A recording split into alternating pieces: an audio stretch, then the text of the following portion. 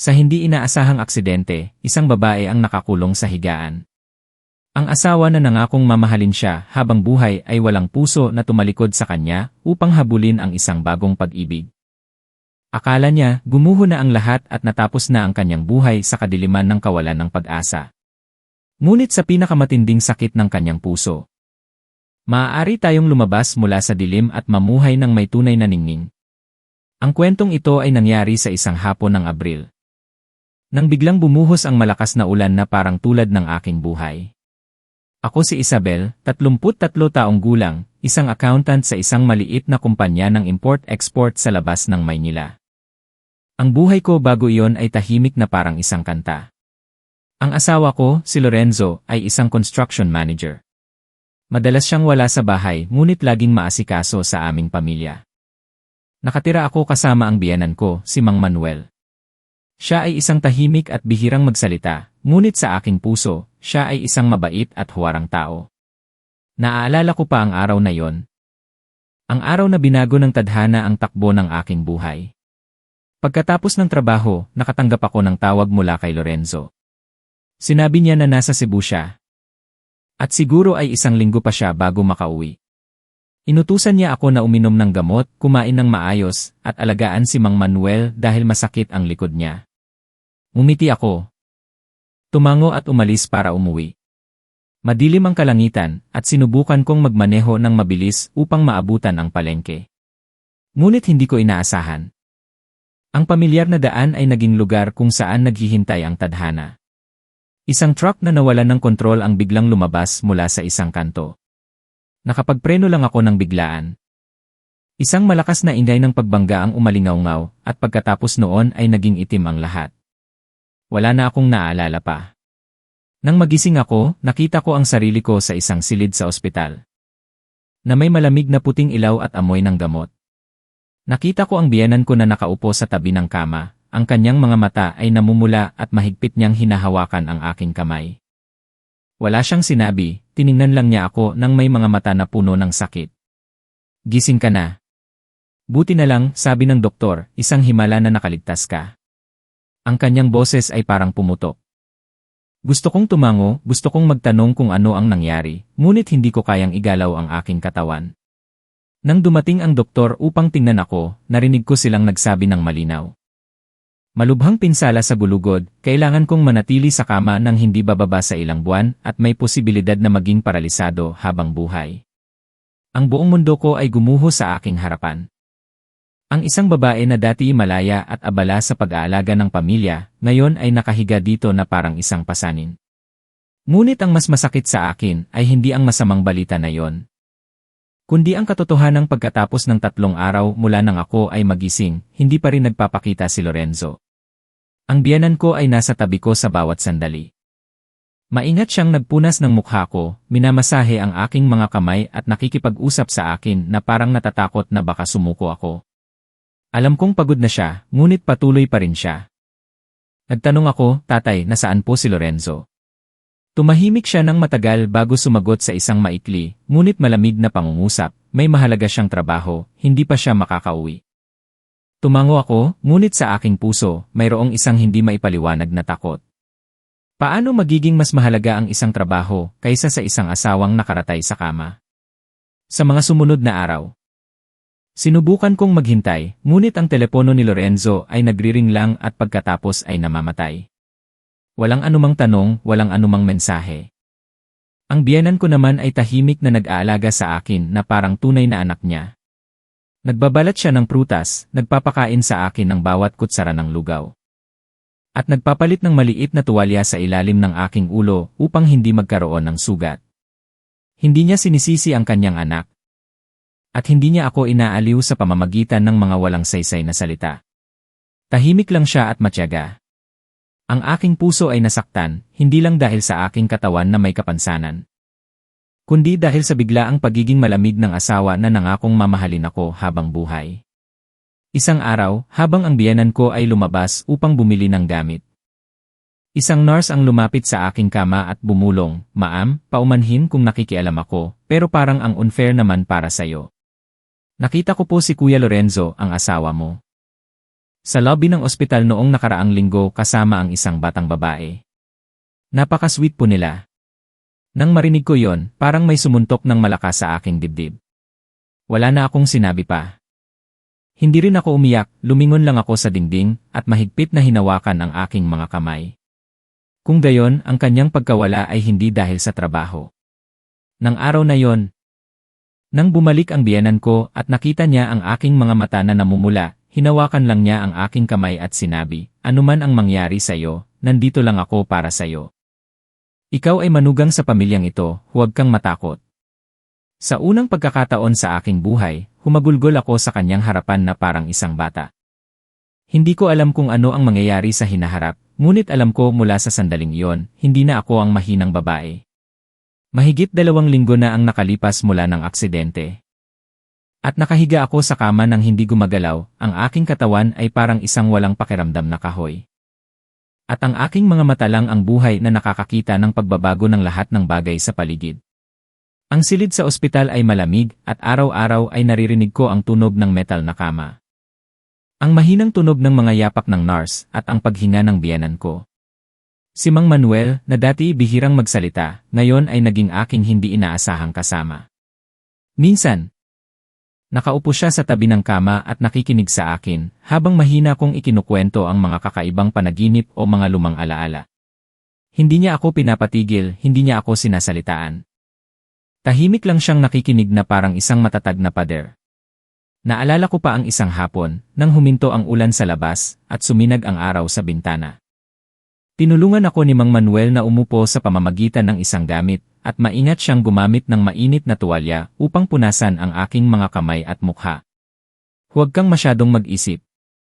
Kahit hindi gumagalaw ang katawan, buhay pa ang kaluluwa, at may pag-asa pa, sabi niya. Nilunok ko ang aking mga luha at tumalikod upang tumingin sa labas. Ang aking puso ay gulo, masakit. At nalulungkot. Ang sakit ay hindi nagmula sa pisikal na sugat, kundi sa nakakatakot na katahimikan ng aking asawa. Simula nang marinig ko ang nurse na nagkwento tungkol kay Lorenzo na kasama ang ibang babae, pakiramdam ko ay nakakulong ako sa isang hindi nakikitang kulungan. Na nakakulong ng pakiramdam ng pagtataksil, ng pagkadismaya, at ng takot na baka naging isang dagdag pasanin na ako sa kanyang buhay.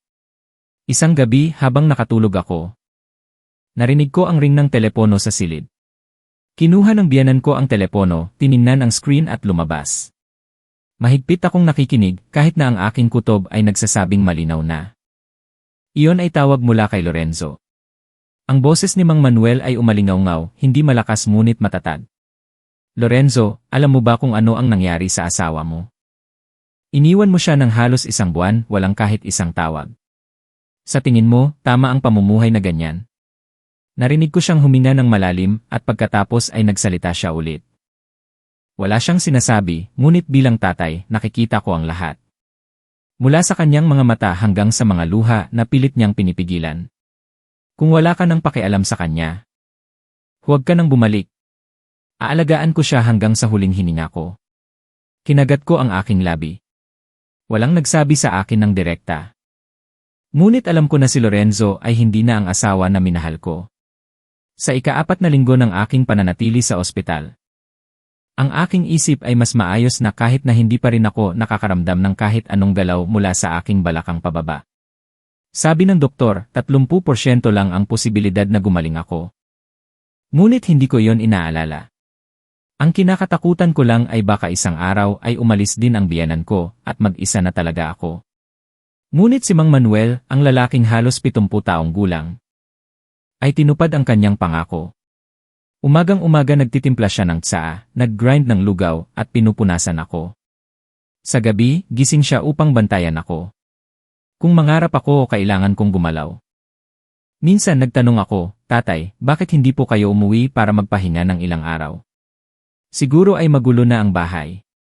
Tiningnan niya ako, ang kanyang mga mata ay medyo namumula. "Nawala ko na ang nanay mo noong nakaraan. Sa pagkakataong ito, hindi na kita hahayaang mawala." Natulala ako. Namatay ang nanay ni Lorenzo dahil sa stroke sa unang taon ko bilang manugang. Noong panahong iyon, bagong kasal pa lang ako at hindi pa kami masyadong malapit. Ngunit ang sakit ng pagkawala ng kanyang asawa ay nagpatahimik kay Mang Manuel. At naging isang taong sarado at bihirang ngumiti. Ngunit ngayon, para sa akin, isang manugang na hindi niya kadugo, isinakripisyo niya ang kanyang pagtanda. Bigla kong naramdaman na napakaliit ko sa harap ng kanyang kabaitan. Sa ika-5 linggo, may isang hindi inaasahang pangyayari na nag-usap-usapan sa buong ospital. Isang hapon. Habang natutulog ako dahil sa pagod, narinig ko ang ingay sa pasilyo. Pagkatapos ay bumukas ang pinto, at isang batang babae na may hawak na isang malaking bouquet ng bulaklak ang pumasok. At sa likod niya ay si Lorenzo. Natigilan ako. Ang babae ay nakasuot ng maikling damit, makapalang makeup, at matingkad ang kulay ng lipstick, at hindi siya nahihiya. Maligaya siyang ngumiti. Hello, Ate Isabel, ako po si Sofia, ang matalik na kaibigan ni Kuya Lorenzo. Nandito po kami ngayon upang dalawin kayo. Hindi pa ako nakakareact, ang biyenan ko ay lumapit. At hinarangan niya ang aking kama. Huwag ka nang magpanggap, lumabas ka na. Si Lorenzo ay nakatayo sa likod, ang kanyang mukha ay malamig na parang yelo, hindi niya ako binati. Nang makita ko ang aking asawa at ang ibang babae na magkahawak kamay, hindi ko pa rin matanggap. Umatras si Sofia at hinila si Lorenzo upang umalis. Bago sila lumabas, lumingon siya at naghagis ng isang pangungusap. Akala ko ay naintindihan mo, hindi ko inaasahan na ganyan ka pala kahina, hindi ka makakatulong sa kanya. Pinikit ko ang aking mga mata. At isang mainit na luha ang dumaloy sa gilid ng aking mga mata. Nang gabing iyon, matagal na nakaupo ang biyenan ko sa tabi ko, walang sinabi. Tahimik lang niyang minamasahe ang aking mga kamay tulad ng dati. Nang malapit na ang hating gabi, nagsalita siya, Isabel, kung gusto mong makipaghiwalay, magiging saksi ako. Wala kang kasalanan. Hindi ko hahayaan na apihin ka pa nila. Tiningnan ko siya at dahan-dahang tumango. Sa unang pagkakataon pagkatapos ng ilang linggo, tumango ako ng kusa. Alam kong wala na akong dapat hintayin pa. Ngunit hindi ko inaasahan na pagkatapos ng pagtango na yon.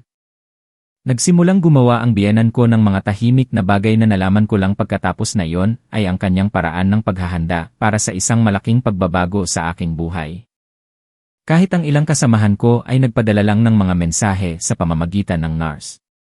Lahat ay nag-aalala sa aking sitwasyon. Kundi nawalan din ng asawa.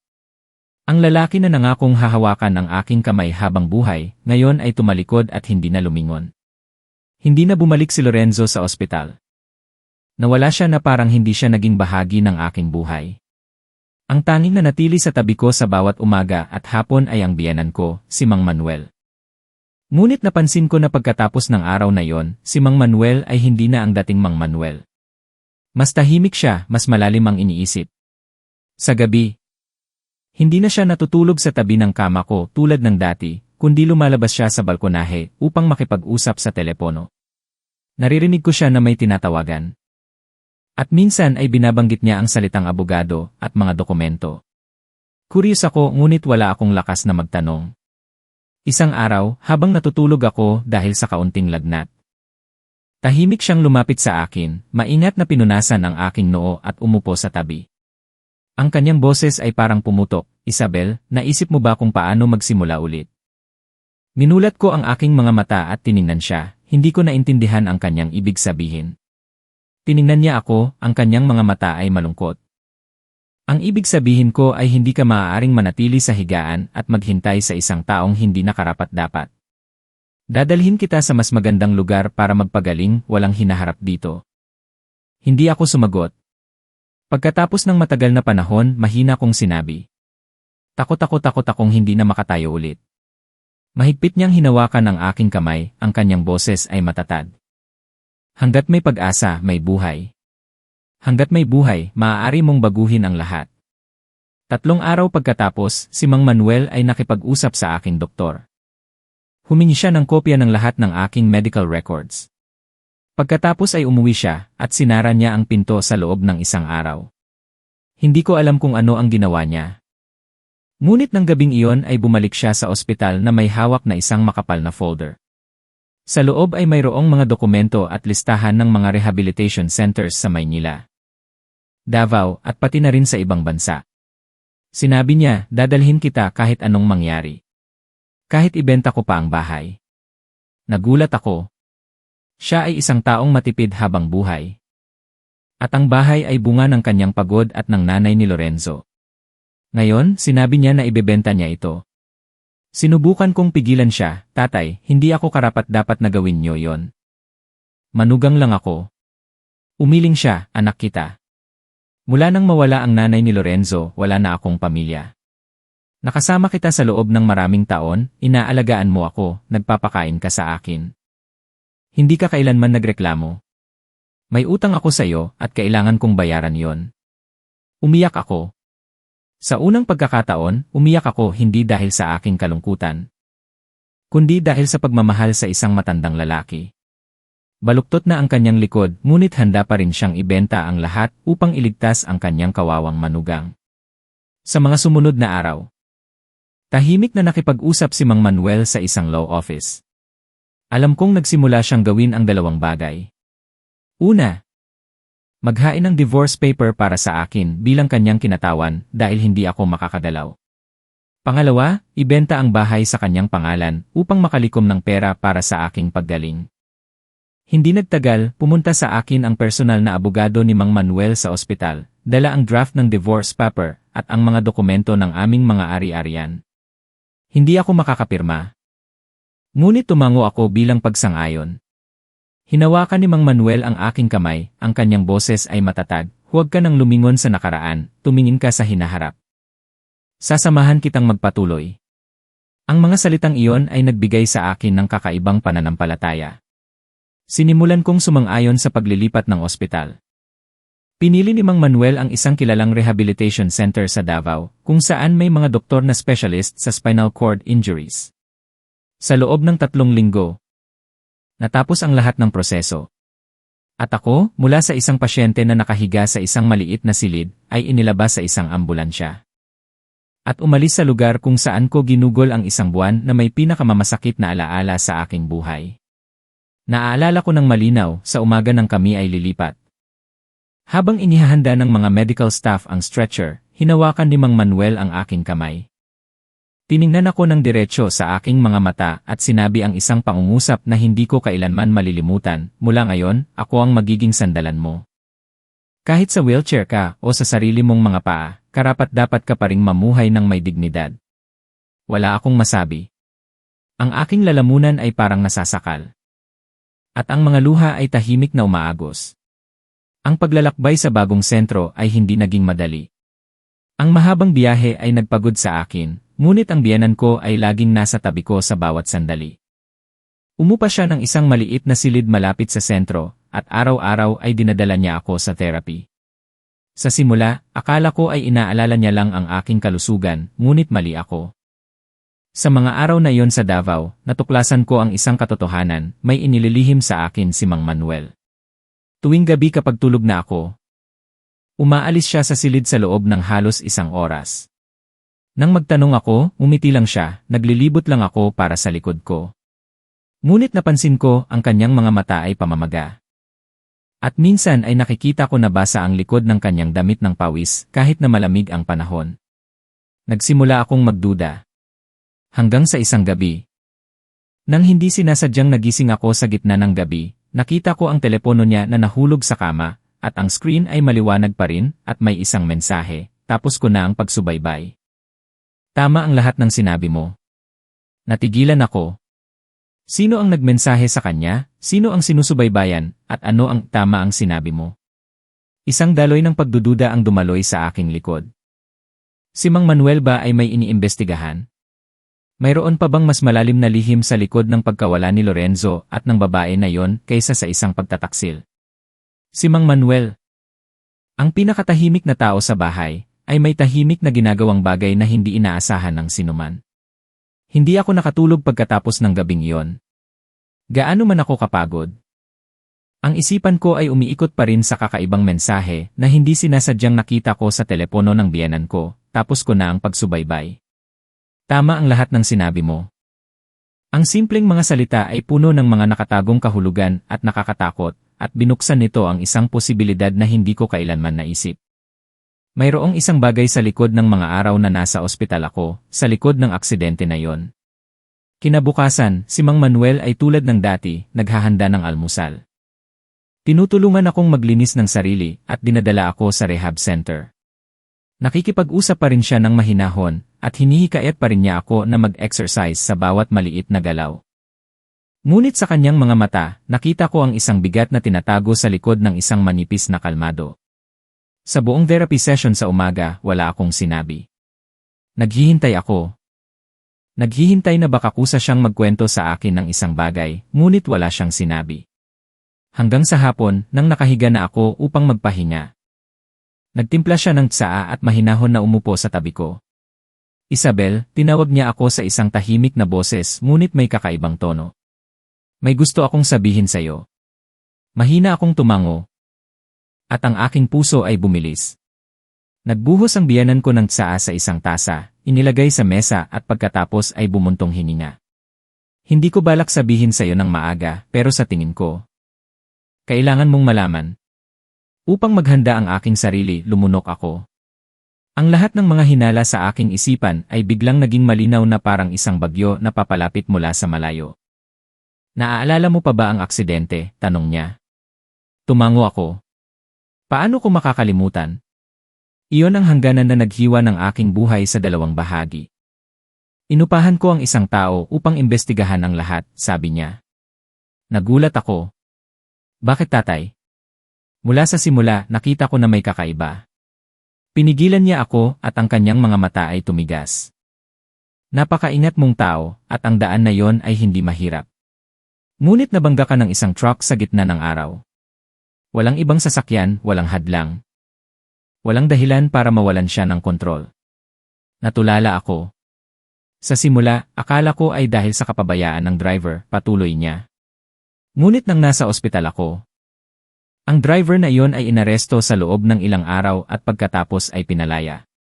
Sabi niya, may sira ang preno, ngunit ang sasakyan na iyon ay na maintenance 1 linggo lang bago ang aksidente. Wala akong masabi. Ang taong inupahan ko ay nag-imbestiga sa maintenance history ng sasakyan at sa koneksyon ng driver. Huminto siya at tiningnan ako ng matagal. At nalaman ko na ang driver na iyon ay mayroong business relationship kay Lorenzo. Parang binuhusan ako ng malamig na tubig sa gitna ng taglamig. Lorenzo, hindi yan posible. Lumabas ang mga salita sa aking paghinga kahit na ang aking lalamunan ay tuyo.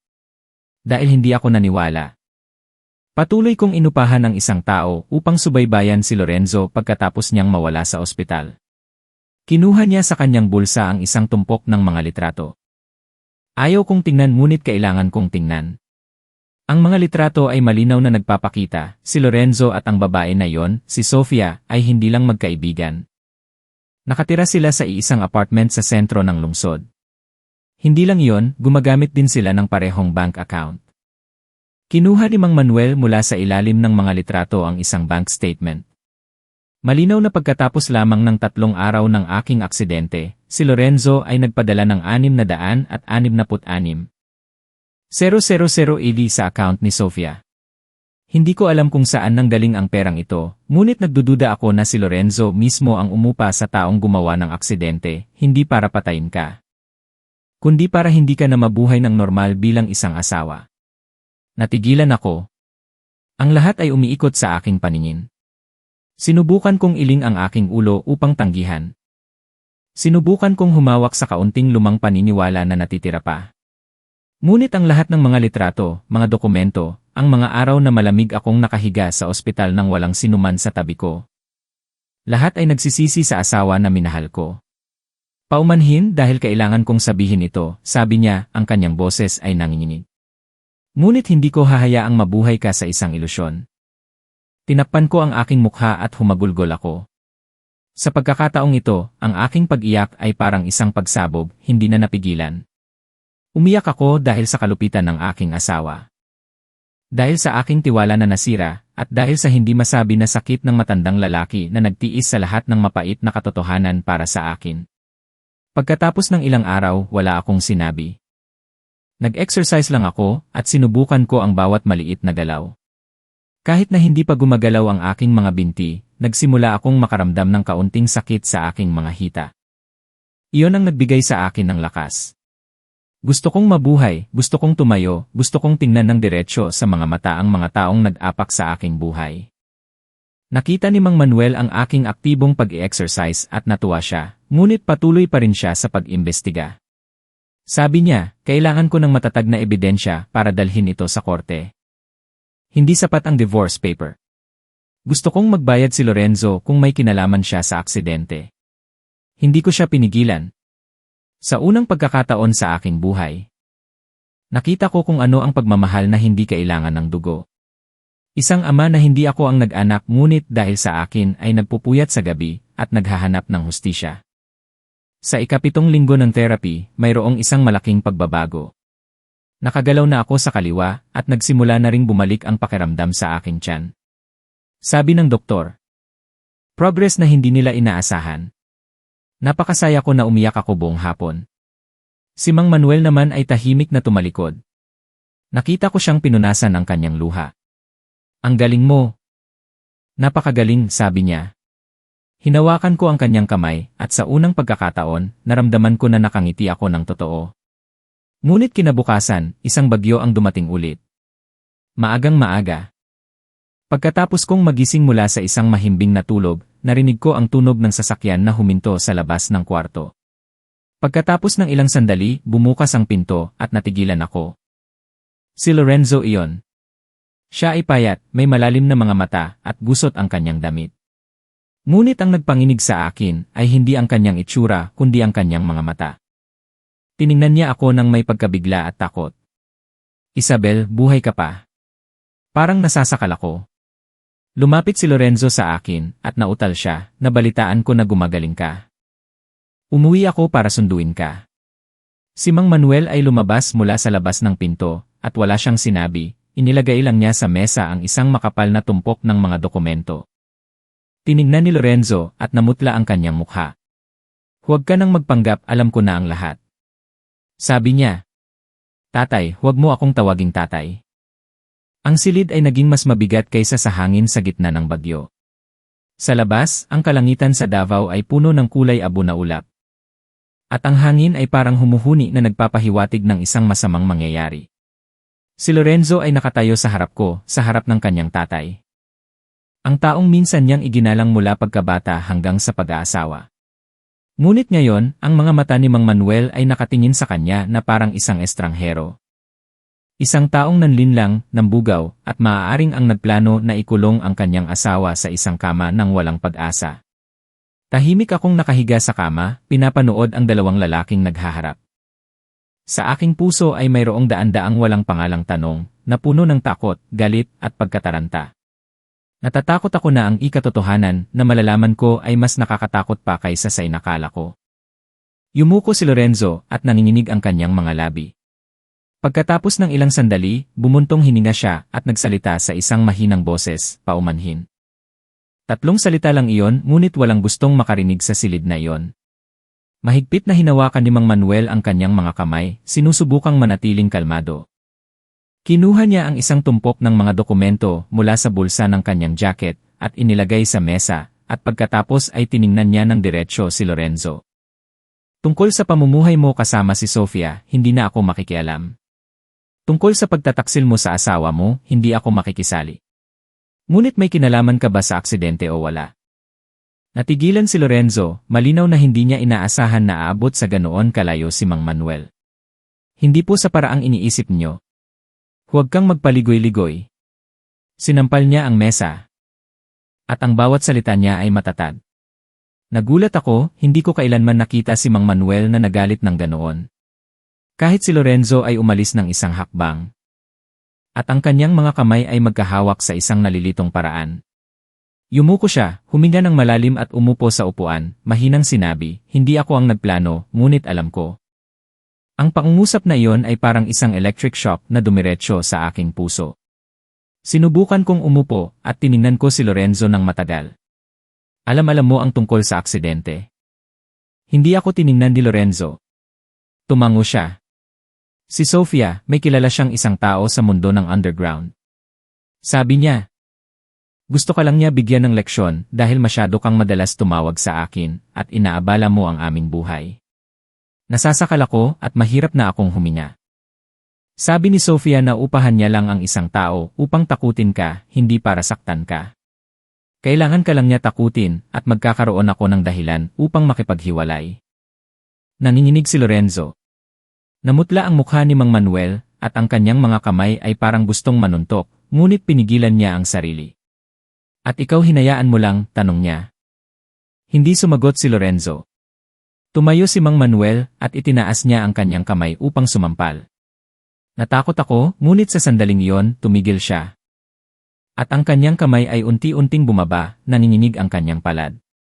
Umupo siya nang bigla sa upuan, na parang ang lakas niya sa buong buhay niya ay nawala sa kanyang galit.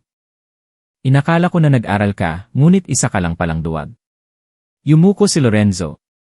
Lumingon ako sa dingding at ang aking dibdib ay masakit. Ang bawat salita ay parang isang kutsilyo na humiwa sa aking isipan. Hindi siya ang umupa, tama. Ngunit ang alam niya at hinayaan niya lang, iyon ang pinakamalaking pagtataksil. Bakit? Bakit mo ginawa yon? Hindi ko mapigilang magtanong habang umiiyak. Nag-atubili si Lorenzo dahil natatakot akong mamuhay ng mahirap. Natatakot akong mamuhay habang buhay sa isang asawa na hindi ko na mahal. Binigyan ako ni Sofia ng pagkakataon na magnegosyo. Mayroon siyang mga koneksyon. At ikaw naman ay isang babae na laging nagbibilang ng pera, nag-aalala sa pagkain at sa mga gawaing bahay. Nagbigay ako ng isang mapait na ngiti. Isang ngiti na parang inubos ang lahat ng natitirang dignidad sa aking puso. Kaya noong ako ay nag-ipon ng bawat sentimo upang makatulong sa pagbuo ng ating bahay. Noong ibinenta ko ang bawat regalo sa kasal upang maging puhunan mo sa iyong kumpanya, ano ang tingin mo sa akin? Tahimik si Lorenzo. Tiningnan ko siya ng diretsyo sa huling pagkakataon. Pinatawad kita hindi dahil karapat-dapat ka, kundi dahil ayaw kong maitali pa sa kalat na yon kahit isang segundo pa. Si Mang Manuel ngayon ay nagsalita sa isang malalim na boses. Naghain ako ng complaint. Kung may ebidensya na may kinalaman si Sofia sa aksidente, mag-imbestiga ang pulis. Ihanda mo ang iyong sarili. Tumayo si Lorenzo. Tatay. Iiwanan mo na talaga ako. Iniwan mo na ang pamilyang ito, Lorenzo, sabi ni Mang Manuel, ang kanyang boses ay parang tumanda ng 10 taon. Umalis si Lorenzo na parang isang bigo, walang pamamaalam, walang paghingi ng paumanhin. Nawala siya sa Davao sa parehong paraan na nawala siya sa aking buhay. Tahimik akong nakahiga buong araw na yon, hindi kumain, hindi natulog, ngunit sa aking puso, sa unang pagkakataon pagkatapos ng mahigit 2 buwan, naramdaman ko ang pagiging magaan. Kahit masakit, ang sakit ay parang isang sugat na bumulwak. Mula ngayon, hindi na ako mabigat sa mga tanong na bakit. Umupo si Mang Manuel sa tabi ko.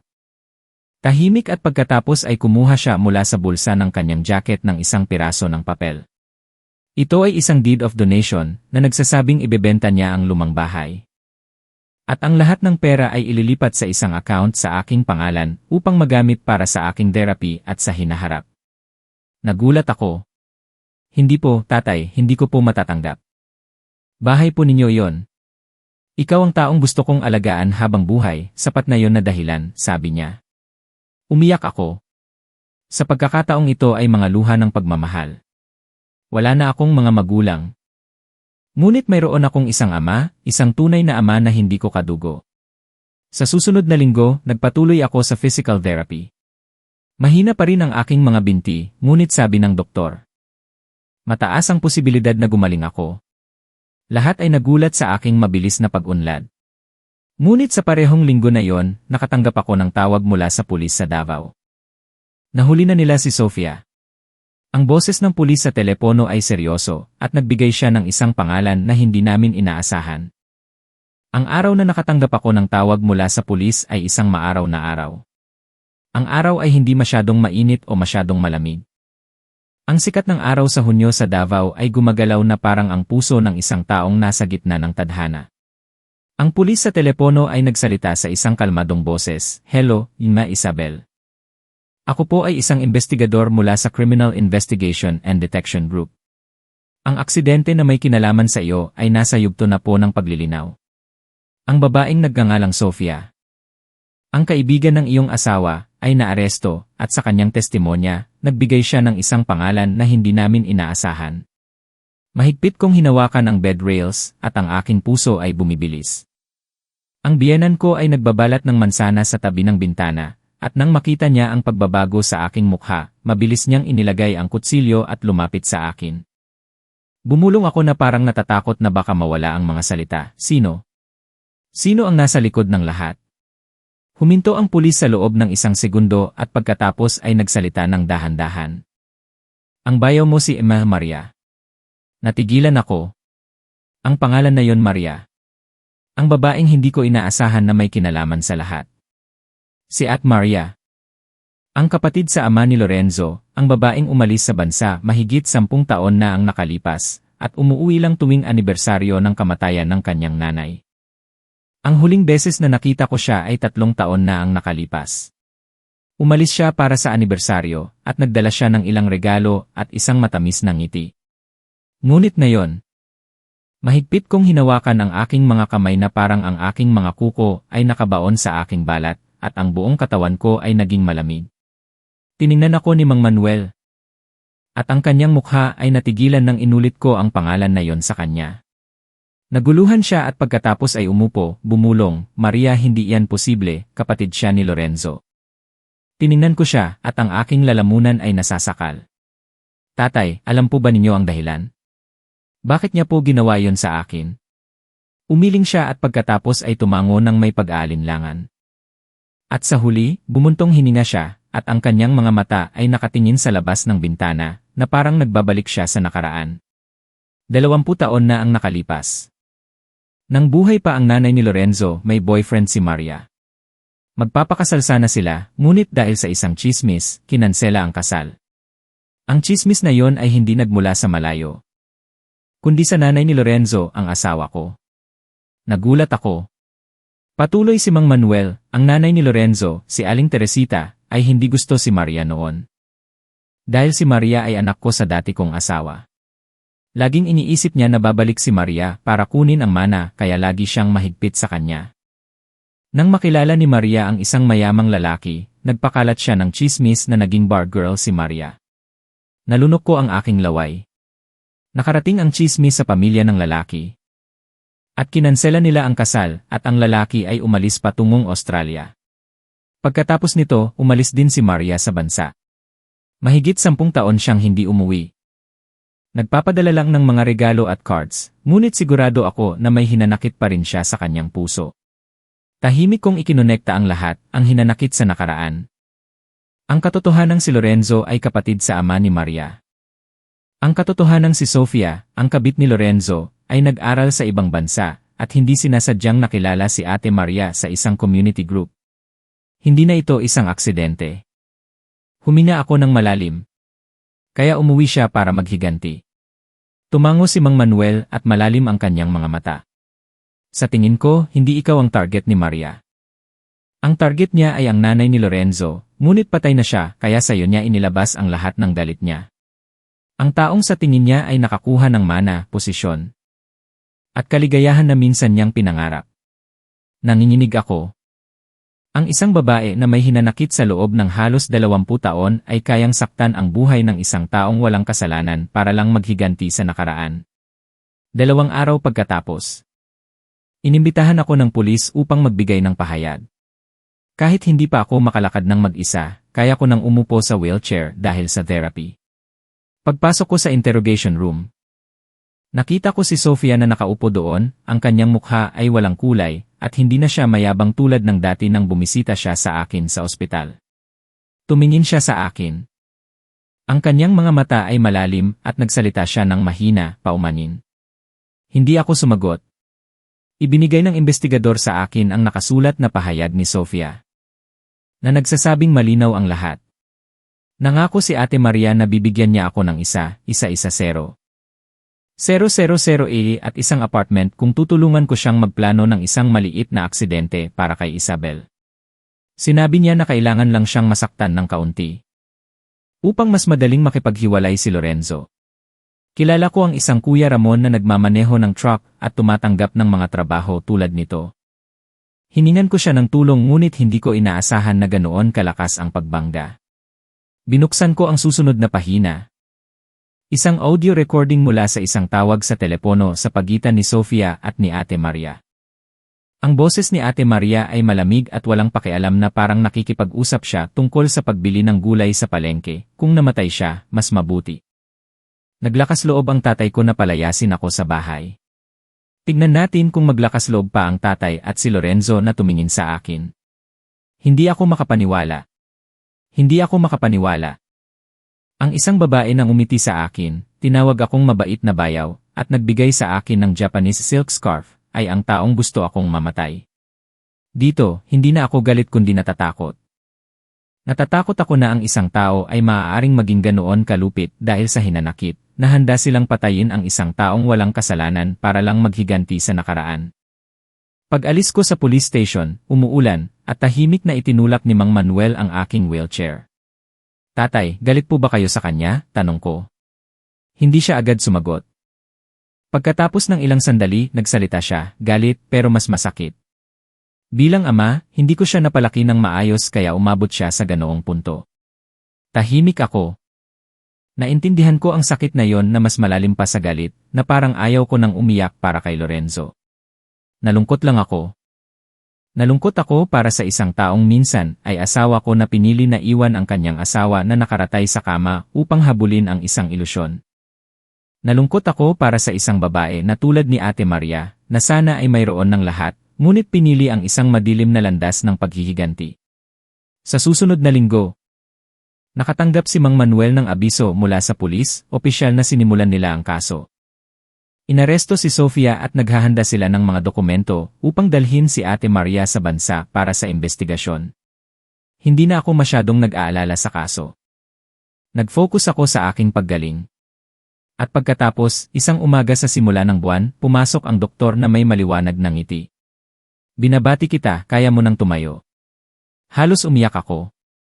Si Mang Manuel ay nakatayo sa tabi ko, at mahigpit niyang hinawakan ang aking kamay. Wala siyang sinabi, ngunit nakita ko na namumula ang kanyang mga mata. Tatay, sabi ko. Ang aking boses ay nanginginig. Kaya ko nang tumayo, magpapatuloy ako sa aking buhay, hindi para maghiganti kundi para patunayan na hindi ako bumagsak. Tumango siya.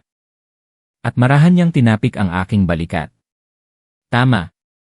Ang mga tao ay hindi pinagbabasehan kung nadapa sila o hindi, kundi kung kaya ba nilang tumayo pagkatapos nilang madapa. Hindi ko makalimutan ang umaga na yon, isang tahimik na umaga sa gitna ng mga araw na akala ko ay wala ng liwanag. Pagkatapos ng mahigit 2 buwan ng physical therapy, opisyal akong nakatayo sa aking sariling mga binti, kahit na mahina pa at kailangan pa ng suporta. Ang bawat hakbang ay isang laban sa sakit at takot. Ngunit nagawa ko ito. Walang nakakaintindi sa pakiramdam na yon, maliban kay Mang Manuel, ang matandang lalaki sa tabi ko na tahimik na hinawakan ang aking kamay mula sa kawalan ng pag-asa patungo sa pag-asa. Nang umaga na yon, si Mang Manuel ay nagluto ng lugaw, kumuha ng bawat piraso ng gulay na niluto, at inilagay sa mesa tulad ng mga araw na nakahiga ako sa kama. Ngunit sa pagkakataong ito, ako mismo ang nagdala ng mangkok ng lugaw, umupo sa upuan at tiningnan siya ng may pinakamalaking pasasalamat sa buong mundo. Kaya ko na pong kumain, sabi ko, at mumiti lang siya. Kasalukuyan kaming kumakain nang may tumawag sa pinto. Hindi ko alam kung bakit bumilis ang tibok ng aking puso. Mayroon akong malinaw na kutob na ang tao sa labas ay hindi isang estranghero. Lumabas si Mang Manuel upang buksan ang pinto, at narinig ko ang pamilyar na tunog ng mga paa, ang paglalakad na mabagal, na medyo pagod, ngunit may pamilyar na kilos, si Lorenzo iyon. Nakasuot siya ng isang gusot na puting polo shirt, may hawak na isang makapal na sobre, at sa tabi niya ay isang payat na lalaki, na may malamig na mukha na parang isang legal na opisina. Tumayo ako mula sa upuan at natigilan.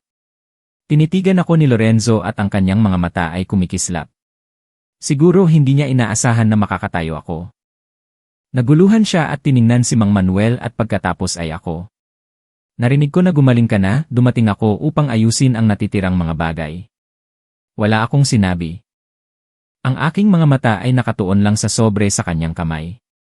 Ano yan? Tanong ni Mang Manuel, ang kanyang boses ay seryoso. Ang lalaki na kasama ni Lorenzo ay sumagot. Ako ang personal na abogado ni Kuya Lorenzo. Dumating kami ngayon upang makipag-usap tungkol sa paghati ng mga ari-arian pagkatapos ng diborsyo. Kasabay nito, Ayusin din namin ang tungkol sa bahay na kasalukuyan niyong tinutuluyan. Ayon sa batas, ito ay common property. Ang atmosfera sa silid ay agad na naging malamig. Natigilan ako. Natigilan si Mang Manuel at pagkatapos ay lumapit at inagaw ang sobre. Binuksan niya ito at binasa ang bawat pahina. Ito ay isang agreement sa paghati ng ari-arian kasama ang kahilingan na tanggalin ang aking pangalan sa bahay sa probinsya. Ang bahay na aking tinulungan na itayo sa pamamagitan ng pagbibigay ng higit sa kalahati ng pera at kung saan kami nanirahan sa loob ng 6 na taon. Lumingon ako at tiningnan si Lorenzo. Ano ang gusto mo? Iniiwasan ni Lorenzo ang aking mga mata, ngunit sinubukan pa rin niyang manatiling kalmado. Naghiwalay na tayo, tapos na ang usapang pag-ibig. Ngunit sa tingin ko ay dapat nating ayusin ng malinaw ang usapin ng ari-arian upang walang magkaproblema sa hinaharap. Tumawa ako, isang mapait na tawa. Ginawa mo akong paralisado at hinayaan mo akong mamatay sa ospital. Ngayon na nakatayo na ako, bumalik ka para bawiin ang bahay. Hindi sumagot si Lorenzo. Inihagis ni Mang Manuel ang mga dokumento sa sahig at ang kanyang mga mata ay namumula. Tao ka pa ba, Lorenzo? Tatay, wala akong ibang pagpipilian. Nawalan ako ng trabaho. At si Sofia ay naaresto. Kailangan ko ng pera upang magsimula ulit. Binigyan kita ng pera para sa pag-aaral. Binigyan ka ng asawa mo ng puhunan para magbukas ng kumpanya. Ngayon ay bumalik ka para bawiin ang bahay, at ang ari-arian sa isang taong minsan mong gusto na itapon na parang isang sirang bagay. Ang bawat salita ni Mang Manuel ay matatag. At nanginginig ang kanyang mga kamay dahil sa galit. Kalmado ako sa isang kakaibang paraan. Siguro sa puntong ito, hindi na marunong masaktan ang puso ng isang tao. Tiningnan ko ng diretsyo sa mga mata si Lorenzo. Ano ang gusto mo? Sabihin mo ng malinaw. Ang bahay na yon ay nasa pangalan namin pareho. Nagbigay ako ng 60% ng pera upang itayo yon. Mayroon akong mga resibo. Kung gusto mong hatiin, hatiin natin ayon sa proporsyon na yon. Susubukan sana ng abogado na makipagtalo, ngunit itinaas ko ang aking kamay. Teka, hindi pa ako tapos. Lumapit ako at kinuha mula sa bulsa ko ang isang bank statement na minsan ay nasa pag-ingat ni Mang Manuel. Na naglalaman ng lahat ng ebidensya ng paglilipat ng pera ko sa kanya sa loob ng 6 na taon ng pag-aasawa, mula sa pera para sa lupa, sa gasto sa pag-aayos hanggang sa utang ng nanay niya. Heto, lahat ng hiniram mo sa akin, hindi ko na sinisingil, ngunit kung gusto mong maging malinaw ang lahat, susundan kita hanggang sa dulo. Tiningnan ng abogado ang mga dokumento at bumulong siya sa tainga ni Lorenzo.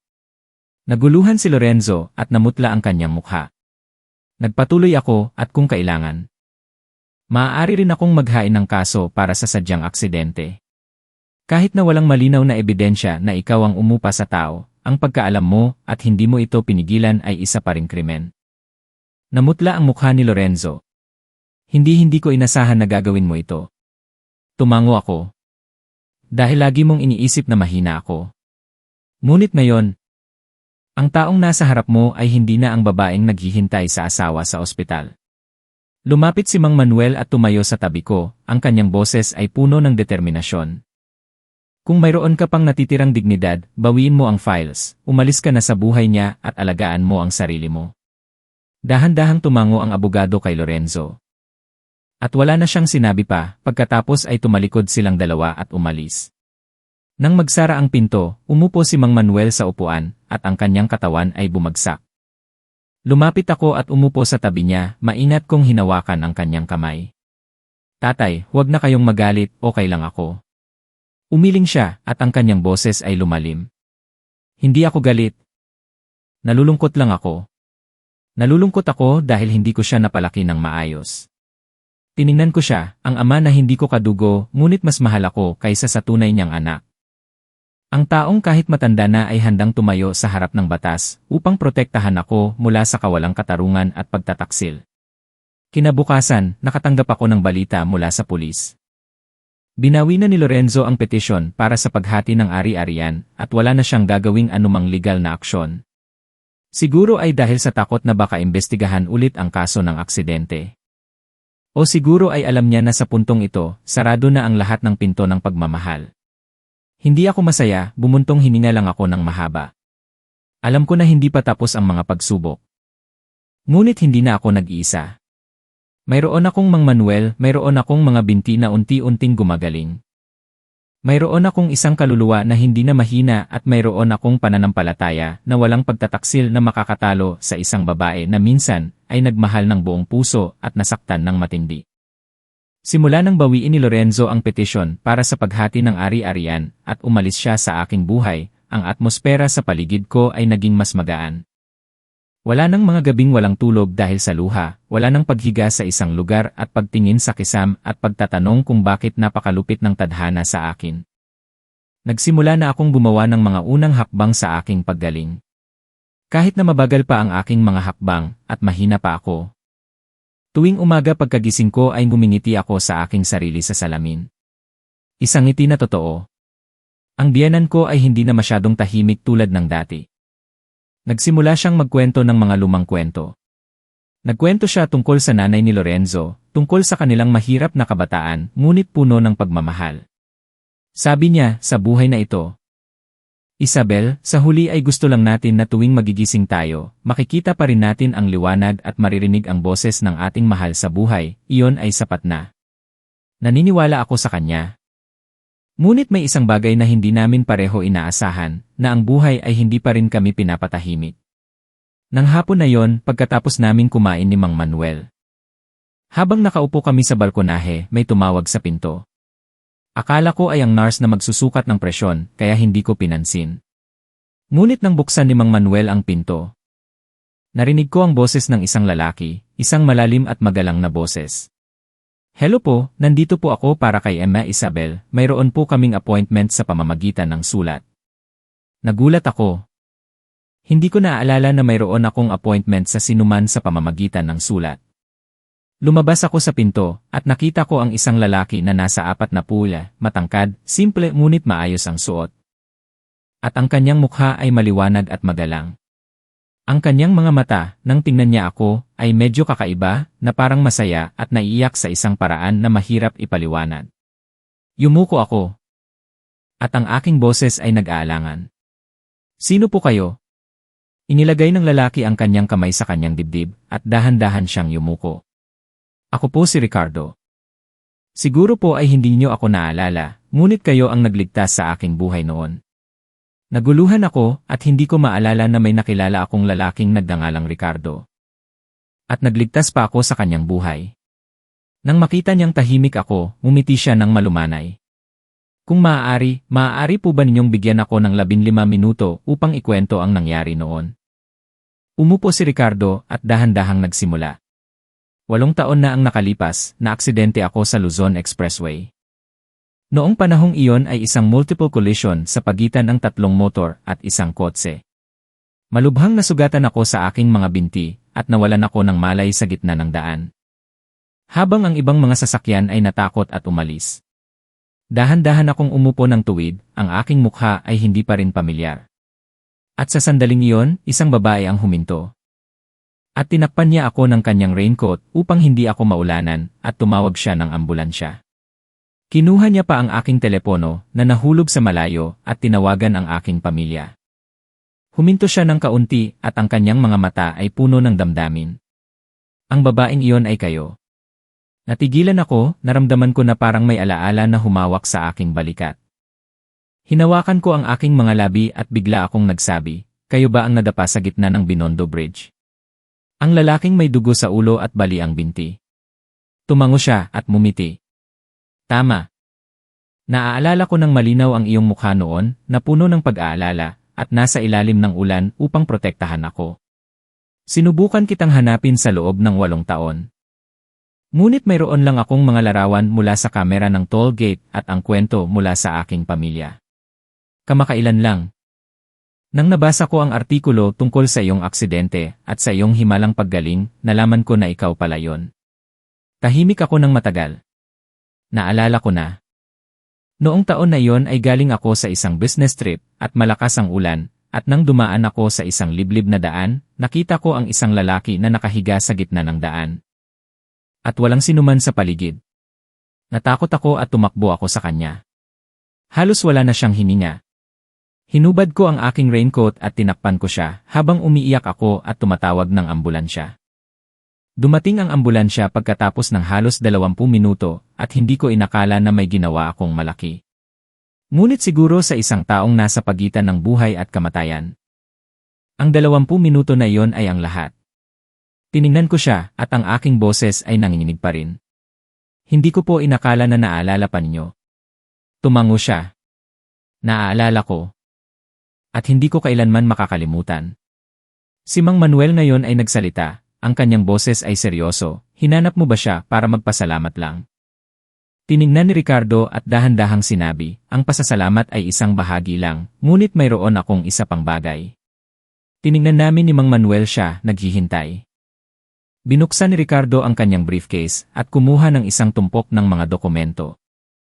Ako po ang executive director ng isang rehab center para sa mga babae na may trauma pagkatapos ng aksidente na matatagpuan sa Tagaytay na may 50 kama. At isang sistema ng physical therapy na sinamahan ng psychological therapy. Nagulat ako. Nagpatuloy siya. Ang iyong kwento ay nagbigay inspirasyon sa akin at sa aming team. Nais ka naming imbitahan na maging isang ambasador ng inspirasyon at tulungan din ang mental health care ng mga bagong pasyente. Nagulat ako. Hindi dahil sa posisyon kundi dahil ang alok ay masyadong biglaan. Ako ang ambasador. Tumango si Ricardo. Walang mas angkop pa sayo. Isang taong minsan ay nakaratay sa kama. Minsan ay pinagtaksilan at tumayo sa sarili niyang mga binti at determinasyon. Ikaw ang patunay sa sinasabi na ang isang babae ay nadapa dahil sa tadhana. Ngunit tumatayo sa pamamagitan ng kanyang sariling pagkatao. Nasasakal ako. Tiningnan ako ni Mang Manuel, ang kanyang mga mata ay puno ng damdamin. Hindi ko alam kung ano ang dapat kong sabihin. Araw-araw ay gusto ko lang tumayo ng matatag. Hindi ko inaasahan na ang paglalakbay na yon ay hahawak sa puso ng isang tao at magbubukas pa ng isang bagong landas. Nagdagdag pa si Ricardo, hindi mo kailangang sumagot ngayon. Ngunit naniniwala kami na ang iyong presensya ay magiging pinakamalakas na gamot sa mental na kalusugan para sa mga babaeng nawawala sa landas tulad ng pinagdaanan mo. Tiningnan ko ang papel sa harap ko, isang bagong pahina, isang pagkakataon na magsimula ulit hindi lang para sa akin, kundi para sa ibang mga babae. At sa sandaling iyon, ang nagsalita sa isang malumanay na pangungusap na nagpatango sa akin. Nakakatayo ka na, kaya magpatuloy ka na. Mayroong mga taong nangangailangan sa iyo, tulad ng minsan na nangailangan ka ng iba. Maging sandalan ka para sa kanila. Ang biyahe mula sa Davao hanggang sa Hilaga ay hindi mahaba ngunit sapat na upang mag-isip ako. Sa bintana, tiningnan ko ang mga berdeng bundok na magkasunod. Na parang nagbubukas ng isang bagong daan, isang bagong buhay pagkatapos ng maraming sugat. Ang sentro ay matatagpuan sa isang maliit na bundok sa labas ng Tagaytay at ang hangin ay sariwa. May amoy ng mga sariwang puno at ulap. Ang lugar na ito ay hindi tulad ng isang ospital, hindi rin tulad ng isang therapy center. Ang lahat ay malinis, tahimik. At mainit na parang isang maliit na bahay. Sa hardin ay may mga maliwanag na dilaw na sunflowers. Sa balkonahe ay may isang duyan. At ang pinaka-espesyal, ang aking silid ay malapit sa library. Kung saan mayroong daan-daang libro tungkol sa mga babae, determinasyon, at muling pagsilang. Sinalubong ako ni Ricardo sa gate. Ang kanyang ngiti ay malumanay pa rin, ngunit ang kanyang mga mata ay nagpapakita ng tiwala na iba sa unang pagkikita namin. Inikot niya ako sa sentro, ipinakilala niya ako sa bawat lugar. Ang physical therapy room, ang psychology room, ang community room. Nagulat ako nang makita ko na ang karamihan sa mga pasyente dito ay mga batang babae, mayroong nasa 20 pula. Mayroong nasa 4 na pula. Ngunit ang pareho sa kanila ay ang bawat isa ay mayroong maraming sugat mula sa aksidente, mula sa domestic violence. Mula sa isang nabigong pag-aasawa o simpleng sakit lang dahil sa pag-iwan. Ikaw ang magiging inspirasyon nila, sabi ni Ricardo. Hindi mo kailangang gumawa ng malaking bagay basta't nandito ka. Nagbabahagi at nakikinig, sapat na yon. Nagsimula ako sa aking bagong tungkulin sa pamamagitan ng maliliit na pag-uusap, sa paglalakad kasama sila, sa pakikinig sa musika, pagbabasa ng libro. At pagkukwento. Maraming tao ang tumitingin sa akin ng may pagmamahal, mayroon pa nga na humawak sa aking kamay at umiyak nang nalaman nila na minsan ay nakaratay din ako sa kama. At iniwan ng aking asawa kahit na hindi pa gumagaling ang aking mga sugat. Nagbigay ka sa akin ng paniniwala na ang mga babae ay hindi lang para mahalin, kundi para mahalin din ang sarili. Sabi sa akin ng isang 19 taong gulang na babae habang nakatingin kami sa malalayong bundok. Ang mga salitang iyon ay parang nagpapagaan sa isang bahagi ng aking kaluluwa. Ang bahagi na nasira ng pagtataksil ng taong minahal ko. Ngunit ang mga pagsubok ay hindi pa rin humihinto. Isang hapon sa huling bahagi ng taglagas. Habang naglalakad ako kasama ang isang grupo ng mga pasyente sa hardin, narinig ko ang receptionist na tumatawag, "Ate Isabel, may gustong kumausap sa iyo sa lobby." Akala ko ay ang taga-deliver lang o isang taong galing sa social work team. Ngunit nang bumaba ako sa lobby, at nakita ko ang taong nakatayo doon, agad akong natigilan. Parang may dumaloy na kuryente sa buong katawan ko. Si Lorenzo iyon. Nakatayo siya roon, may hawak na sombrero, mukhang pagod, at mas payat kaysa sa huling beses na nakita ko siya. Ang kanyang mukha ay hindi na mayabang, at ang kanyang mga mata ay hindi na mapagmataas. Ngunit wala na akong pakialam sa ganoong bagay. Ang tanging lumabas sa aking isipan ay ang nakaraan. Ang sandali na nakahiga ako sa ospital, at siya naman ay magkahawak kamay sa ibang babae. "Anong ginagawa mo rito?" tanong ko, ang aking boses ay malamig. Yumuko si Lorenzo at mahinang sinabi. "Paumanhin, gusto lang kitang kausapin sa isang pagkakataon, at pagkatapos ay alis na ako." Balak ko sanang umalis ngunit nagdagdag siya. Nawalan ako ng trabaho at si Sofia ay nahatulan ng 3 taon. Tinawag ako ng nanay ni Sofia na isang bad luck at wala na akong pupuntahan. Lumingon ako. At ang aking mga mata ay nakatingin ng diretsyo sa kanya. "Kaya sa akin ka lumapit.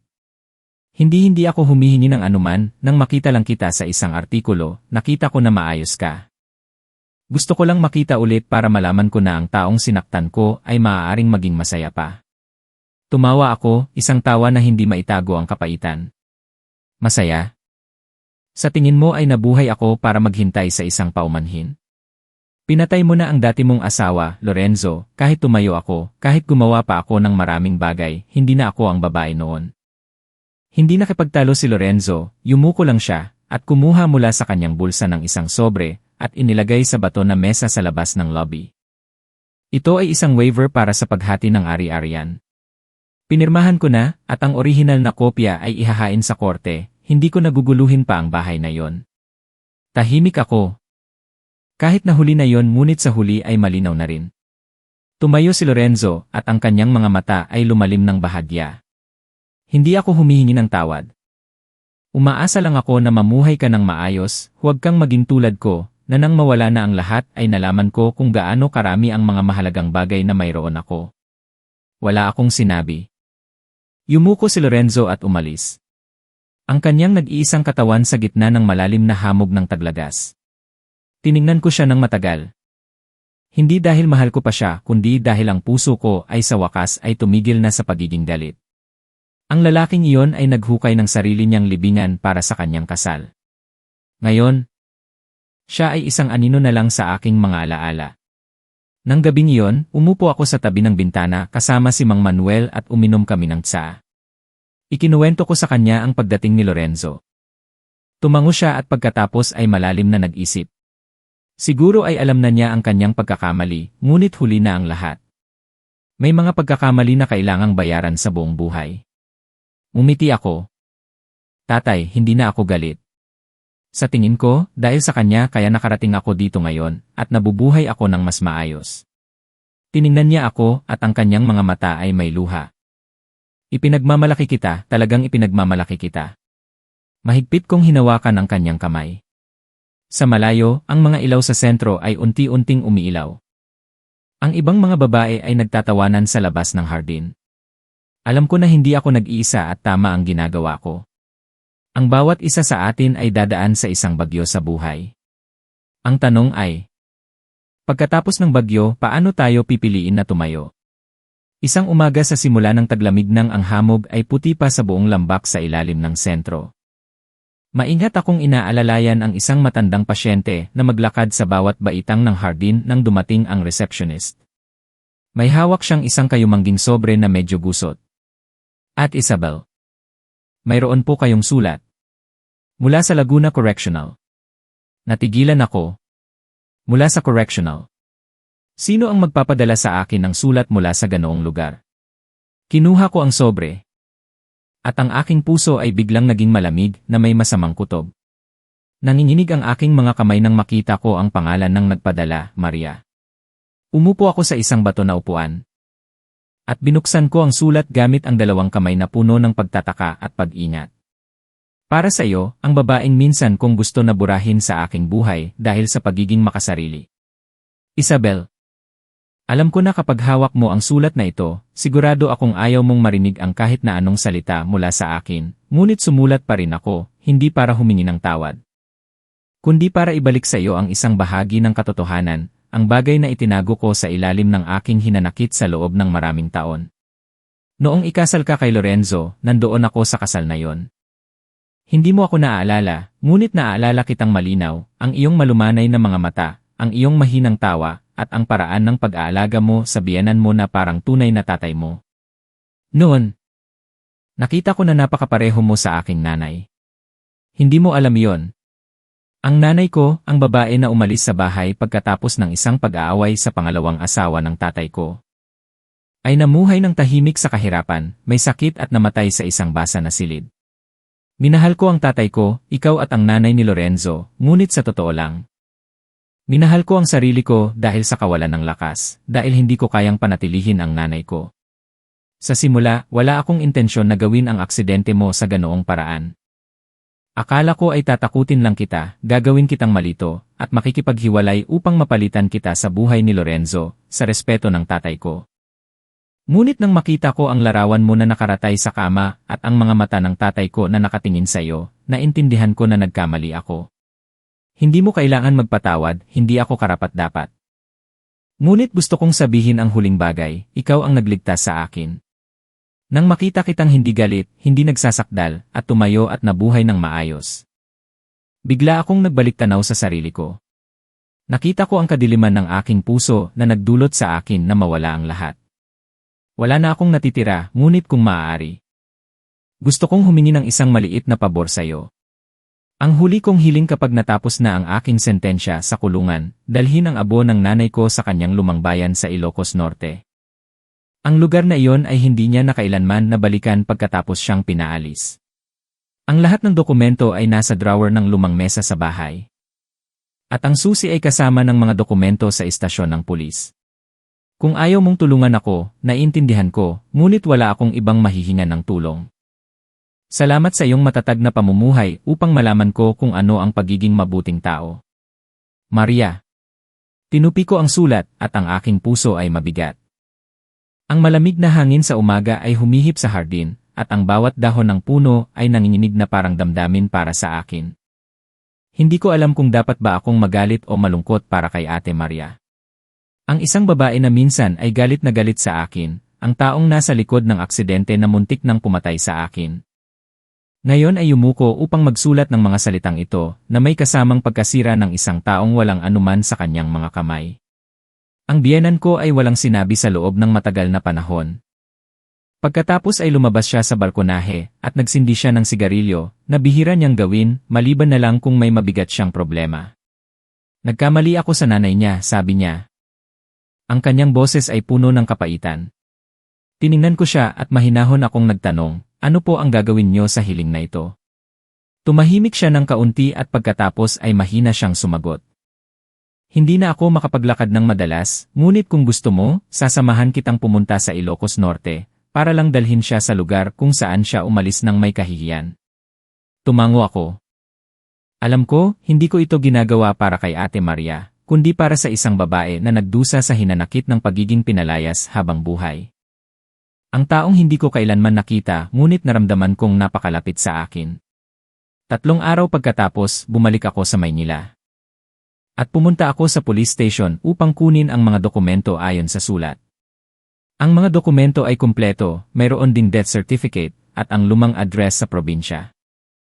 Mayroon ding verification mula sa isang matandang kapitbahay tungkol sa matandang babae na nagngangalang Clara, ang tunay na nanay ni Ate Maria. Sumakay ako sa sasakyan at bumalik sa Ilocos Norte, dala ang urn na selyado, maingat na dinala mula sa funeral parlor sa Maynila. Sa sasakyan, nakaupo ako sa tabi ng biyenan ko.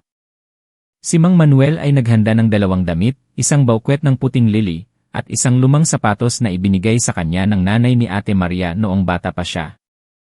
Mayroon pa po ba kayong hawak na sapatos na yon? Tanong ko. Tumango siya.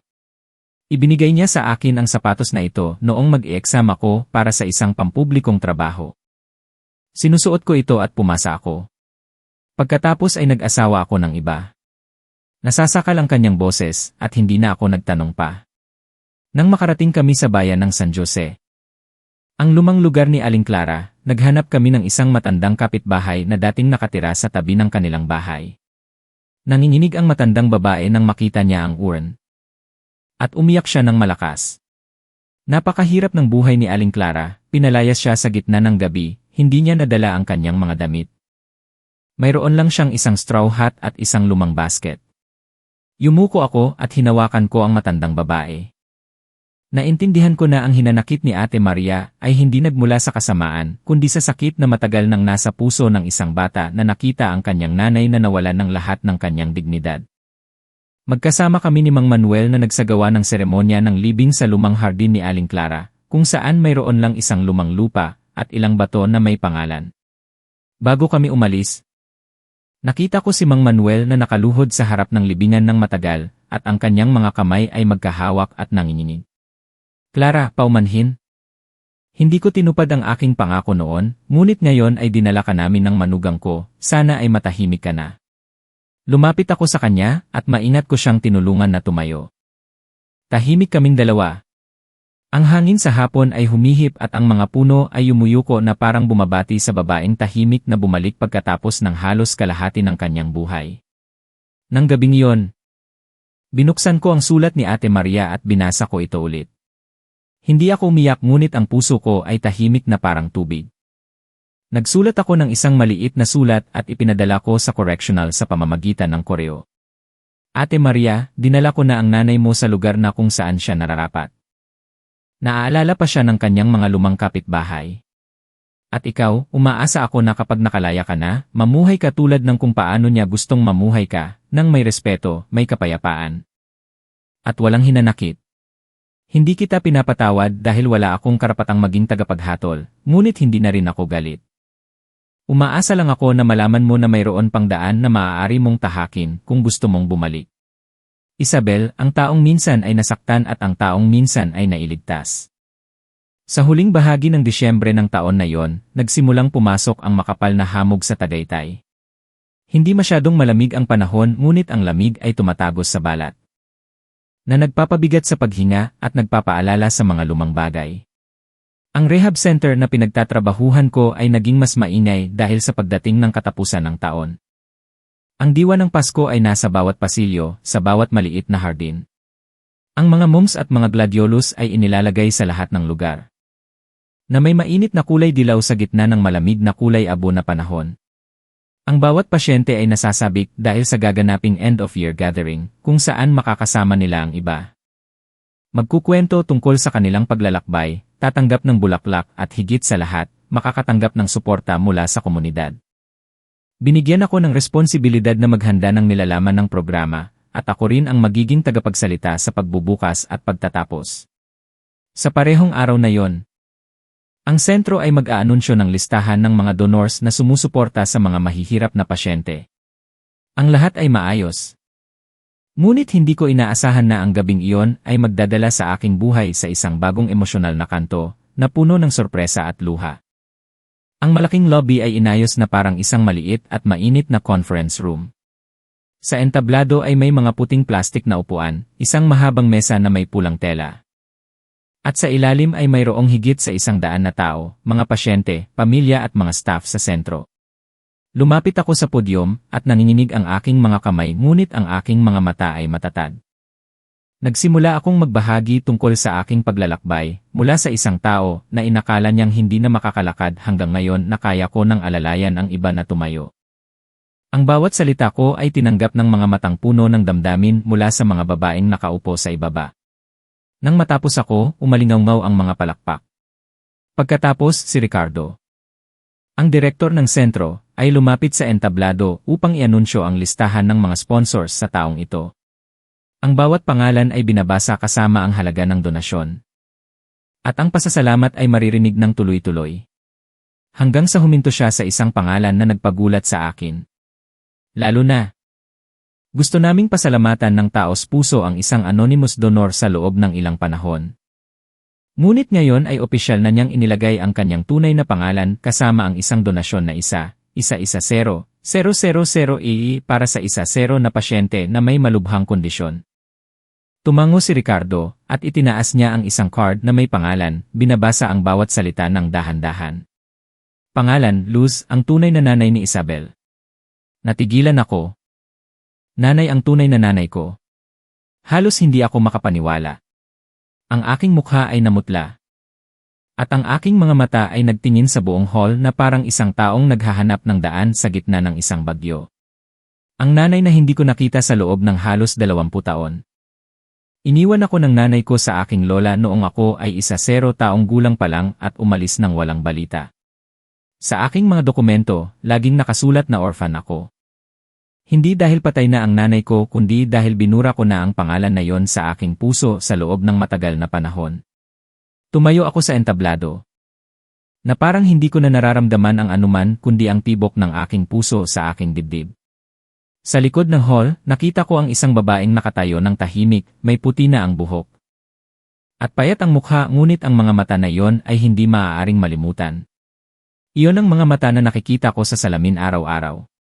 Siya ang nanay ko.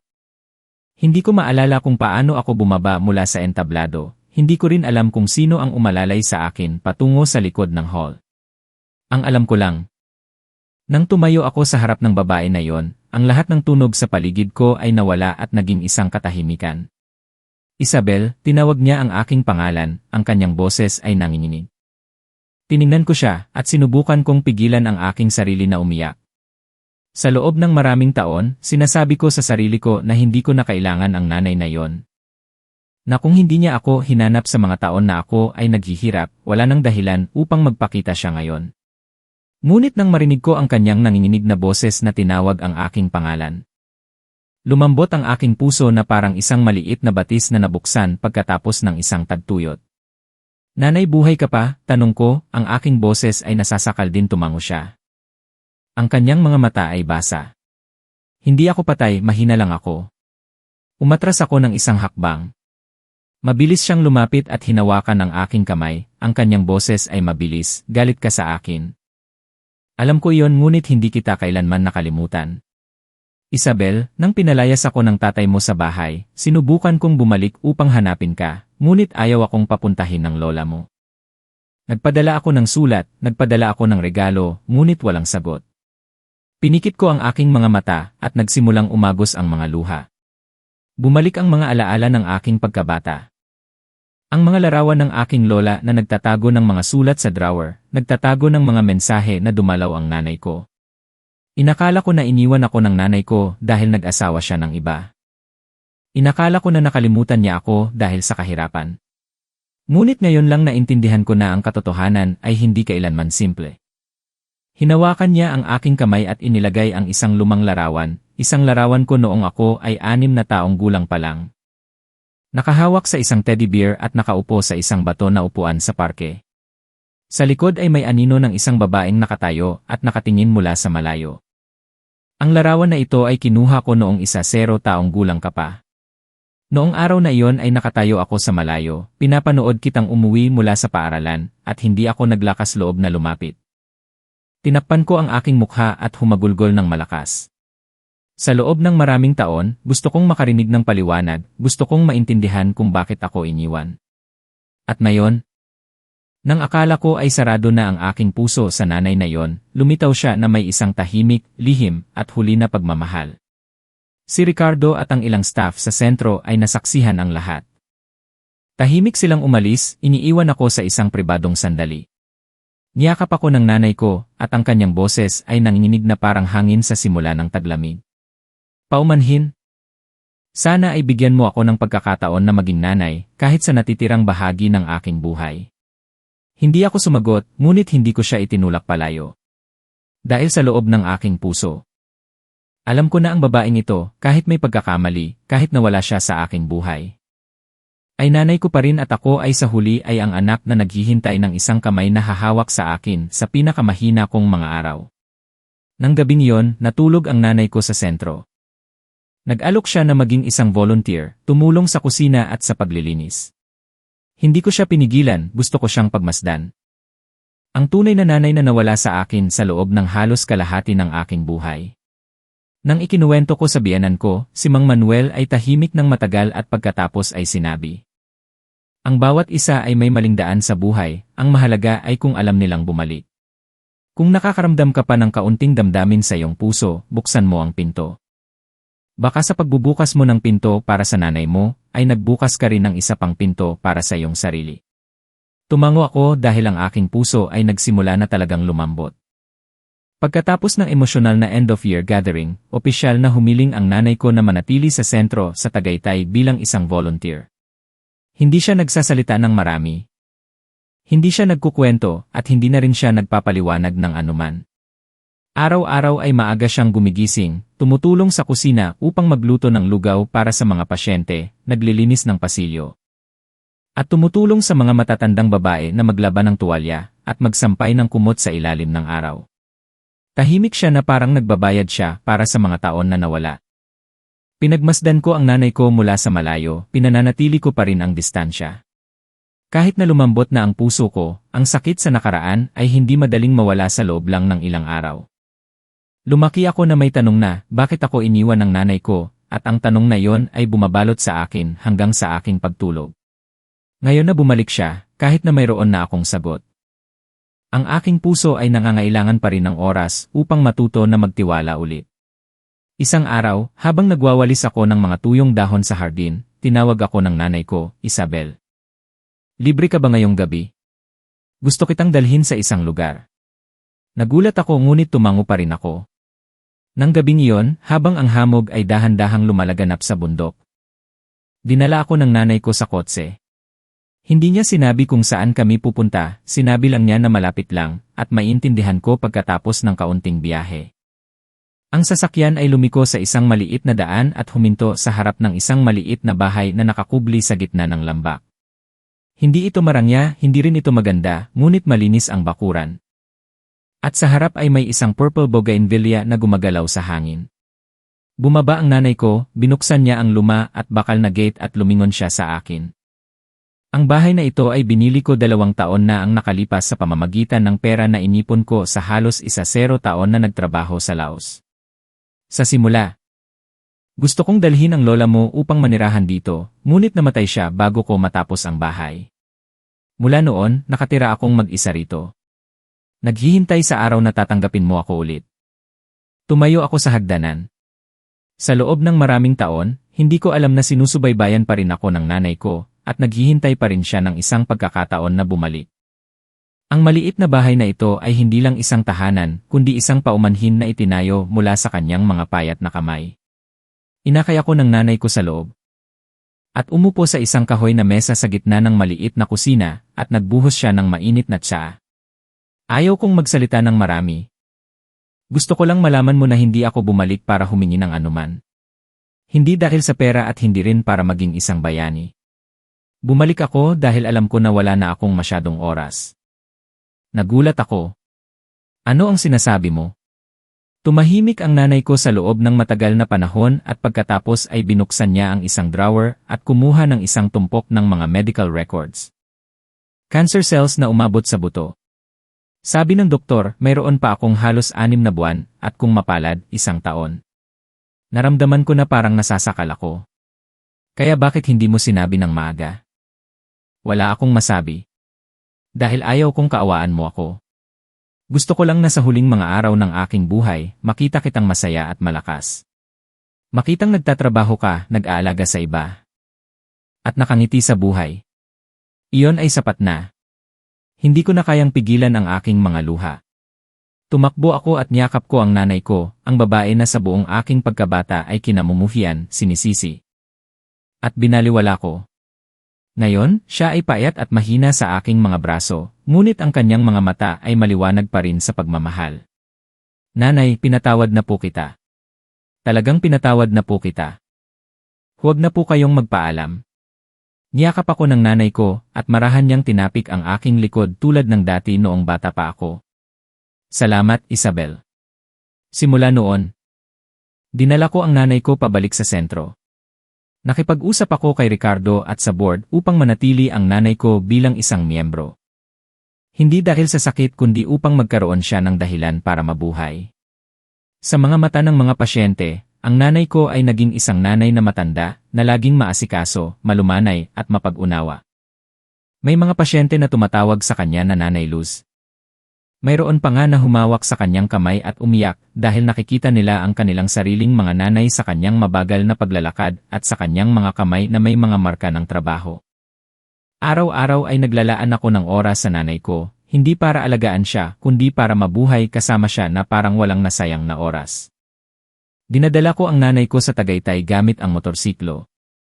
Nakaupo siya sa likod ko, ang kanyang mga kamay ay mahinang nakahawak na parang natatakot na baka masaktan ako. Tuwing tinatanong ko kung nilalamig ba siya, ngumiti lang siya, napakainit ng pakiramdam ko dahil kasama kita. Makalipas ang 3 buwan, unti-unting humina ang kalusugan ng nanay ko. Sa mga gabing may lagnat siya, umuupo ako sa tabi niya at pinupunasan ko ang kanyang noo, nagpapakain ako sa kanya ng bawat kutsara ng lugaw. Minsan ay nakaratay ako sa kama. At inaalagaan ako ng biyenan ko sa ganoong paraan. At ngayon ay naintindihan ko na kung paano ipinapasa ang pagmamahal. Ang biyenan ko ay minsan ding dumadalaw sa amin sa Tagaytay. Isang beses.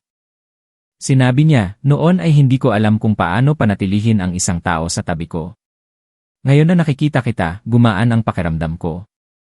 Alam ko na sinasabi niya yon para sa tunay kong nanay at para sa nanay ni Lorenzo, ang taong minsan ay naging takot ni Ate Maria, ang dahilan ng maraming sirang relasyon sa pamilya. Naintindihan ko na ang pagpapatawad ay hindi nangangahulugang pagbura sa nakaraan, kundi ang pagkatuto na huwag hayaang kontrolin ka nito. Sa ika-4 na buwan, hindi na nakakagalaw ang nanay ko.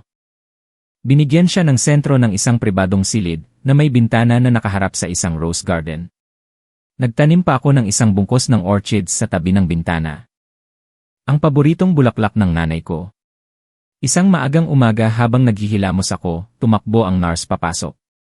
Ate Isabel, pinapatawag po kayo ni Ate Luz. Dali po. Tumakbo ako sa silid ng nanay ko. Nakahiga siya sa kanyang tagiliran, nakapikit ang kanyang mga mata, at humihina siya ng mahina na parang hamog. Hinawakan ko ang kanyang kamay. Nanay! Nandito po ako. Binuksan niya ang kanyang mga mata, at mumiti siya ng mahina. Salamat dahil binigyan mo ako ng pagkakataon na maging nanay ulit. Umiyak ako at yumuko ako sa kanyang dibdib. Hindi ka kailanman tumigil na maging nanay ko, huli lang tayo ng kaunti. Sinubukan niyang hawakan ang aking kamay at ang kanyang mga labi ay gumalaw.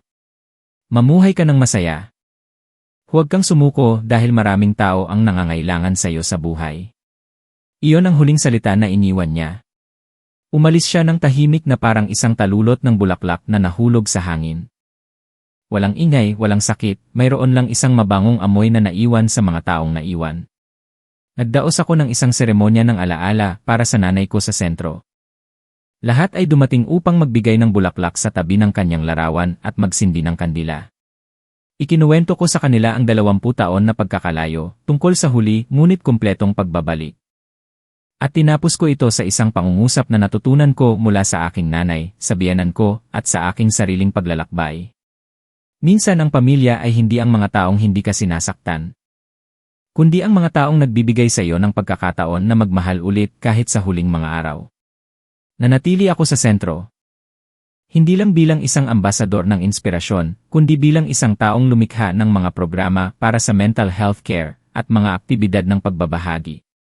Nagbukas ako ng isang maliit na library na pinangalanan ko sa nanay ko, Isabel Luz Library, na nagtatala ng mga paglalakbay ng mga babae na minsan ay nadapa ngunit natutong tumayo ulit. Hindi na ako natatakot sa dilim. Dahil alam ko na sa gitna ng dilim, doon lang matatagpuan ng mga tao kung gaano kahalaga ang liwanag. Walang sinuman sa buhay na ito ang makakaiwas sa pagbagsak. May mga taong bumabagsak dahil sa sakit, mayroong dahil sa pagtataksil, mayroong dahil sa pagkawala. Ngunit basta't hindi natin iwanan ang sarili natin, kahit na tumalikod ang mundo, mayroon pa rin tayong daan upang magpatuloy. Minsan ay naisip ni Isabel na ang kanyang buhay ay natapos na nang nakaratay siya sa kama, nang umalis ang kanyang asawa. At nang tumalikod sa kanya ang kanyang mga mahal sa buhay. Ngunit hindi, sa gitna ng mga araw na inakala niyang pinakamadilim, nakita niya ang liwanag mula sa isang tahimik na biyenan. Isang nanay na bumalik ng huli na, at higit sa lahat, mula sa kanyang sariling matatag na puso. At ang pinakamalaking aral mula sa kwentong ito ay, kapag naniniwala ka na karapat-dapat kang mamuhay ng may dignidad, akit ka sa iyong buhay ng mga taong may dignidad din ang buhay ay hindi maiiwasan na masaktan. Ngunit pagkatapos ng lahat, ang nagbibigay halaga sa isang tao ay hindi ang hindi nila pagbagsak, kundi kung paano sila tumayo sa kanilang sariling mga binti at nagpatuloy sa pamamagitan ng isang mapagpatawad na puso.